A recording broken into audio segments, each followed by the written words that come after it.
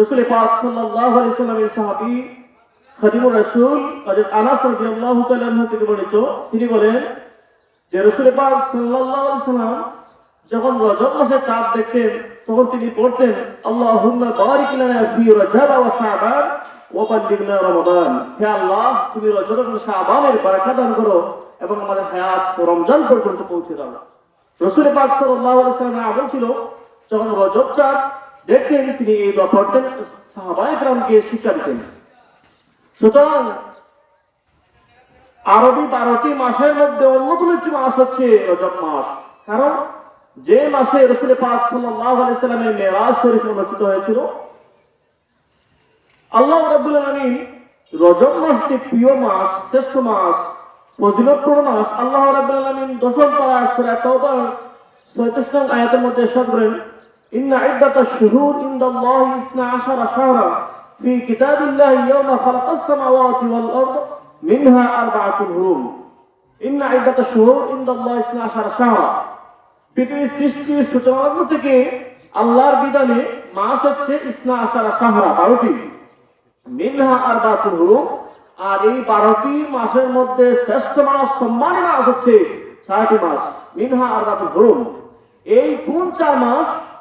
রাসূল পাক সাল্লাল্লাহু আলাইহি ওয়াসাল্লাম বুখারী শরীফের হাদিস হযরত আবু বকর রাদিয়াল্লাহু তাআলা থেকে বর্ণিত, রাসূল পাক সাল্লাল্লাহু আলাইহি ওয়াসাল্লাম বলেন যে বছর হচ্ছে 12টি মাসের সমষ্টি, আর 12টি মাসের মধ্যে সবচেয়ে প্রিয় হলো, সবচেয়ে উত্তম মাস, সবচেয়ে সম্মানী মাস 4টি মাস।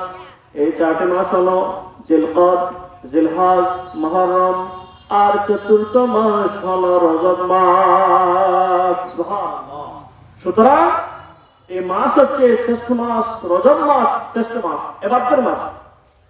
আমরা রজব মাসের মধ্যে আমাদের বেশি বেশি করি। হযরত আনাস রাদিয়াল্লাহু তাআলা থেকে বর্ণিত, রাসূল পাক সাল্লাল্লাহু আলাইহি ওয়াসাল্লাম ইরশাদ করেন যে রজব মাসের ফজিলত 12 মাসের উপর ঠিক তদ্রুপ যেমন আল্লাহ রাব্বুল আলামিনের কোরআন শরীফ সমস্ত আসমানি কিতাব, যত কিতাব আছে সমস্ত কিতাবের উপর কোরআন শরীফের যেমন মর্যাদা, সম্মান, ঠিক তদ্রুপ 12 মাসের মধ্যে রজব মাসের সম্মান আল্লাহর কাছে ঠিক তদ্রুপ।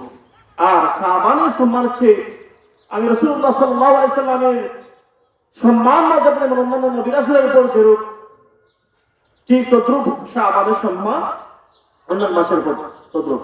আর রমজানের সম্মান হচ্ছে আল্লাহ রাব্বুল আলামিন তার মাখলুকাতের উপর, তার সৃষ্টির উপর আল্লাহর যেমন সম্মান মর্যাদা ঠিক তদ্রুপ 12 মাসের মধ্যে রমজানের মর্যাদা ঠিক তদ্রুপ।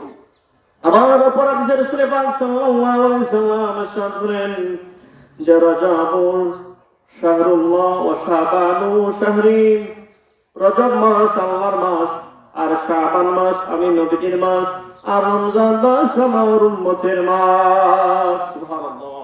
সুতরাং সব দিক দিয়ে রজব মাসের সম্মান মর্যাদা আল্লাহর কাছে খুব প্রিয়। আমরা রমজান মাসে, এই রজব মাসে আমরা বেশি বেশি ইবাদতের মাধ্যমে শাবান মাসের 15 তারিখ রাত্রিতে আমরা আল্লাহর কাছে গুনাহ মাফের জন্য আমরা আল্লাহর কাছে অনুনয় বিনয় করতাম। এরপরে রমজান মাসে আমরা একবারে পবিত্রভাবে আল্লাহর নিকট আমরা হাজির হতাম। সুতরাং রজব মাসে আমরা কি কি আমল করতে পারি, তার মধ্যে অন্যতম আমল হচ্ছে যে আমরা বেশি বেশি তওবা ইস্তেগফার করা। যেহেতু রজব মাস গুরুত্বপূর্ণ মাস, বেশি বেশি করে তওবা ইস্তেগফার করা। রাসূল পাক বুখারী শরীফের হাদিস, রাসূল পাক সাল্লাল্লাহু আলাইহি ওয়াসাল্লাম ইরশাদ করেন, হযরত আবু হুরায়রা রাদিয়াল্লাহু তাআলা থেকে বর্ণিত, যিনি সাহাবীদের মধ্যে সবচেয়ে বেশি হাদিস বর্ণনা করেছেন, হযরত আবু হুরায়রা 5374টি হাদিস তিনি বর্ণনা করেছেন। আবু হুরায়রা তিনি বলেন যে রাসূল পাক সাল্লাল্লাহু আলাইহি ওয়াসাল্লাম ইরশাদ করেন যে আমি রাসূল পাক সাল্লাল্লাহু আলাইহি ওয়াসাল্লাম প্রতিদিন আল্লাহর কাছে 70 বারের অধিক তওবা ইস্তেগফার করি। সুবহানাল্লাহ, সুবহানাল্লাহ। যে নবীর জীবনে কোনো গুনাহ নাই, তিনি প্রতিদিন 70 বারের অধিক গুনাহ তওবা ইস্তেগফার করেন। আবার মুসলিম শরীফের হাদিস, রাসূল পাক সাল্লাল্লাহু আলাইহি ওয়াসাল্লাম ইরশাদ করেন যে আমি আল্লাহর নিকট, আমি আল্লাহর কাছে 100 বারের অধিক তওবা ইস্তেগফার করি, আমি আল্লাহর কাছে তওবা চাই 100 বারের অধিক। আবার আনাস রাদিয়াল্লাহু তাআলা থেকে বর্ণিত, রাসূল পাক সাল্লাল্লাহু আলাইহি ওয়াসাল্লাম ইরশাদ করেন, মানুষ বলতেই পাপী, আর পাপী বান্দাদের মধ্যে, বান্দীদের মধ্যে সবচেয়ে উত্তম হইল তারা যারা আল্লাহর কাছে বেশি বেশি করে তওবা ইস্তেগফার করে। সুবহানাল্লাহ। আল্লাহুম্মা সাল্লি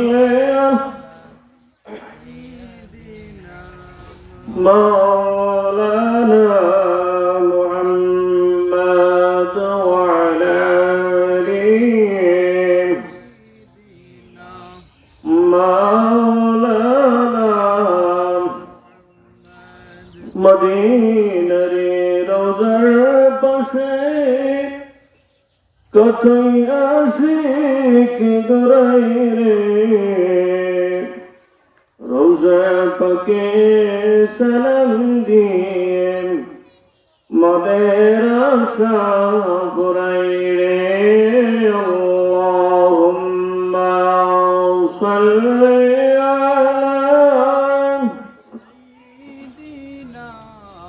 মাওলানা মুহাম্মাদ ওয়া আলা আলিহি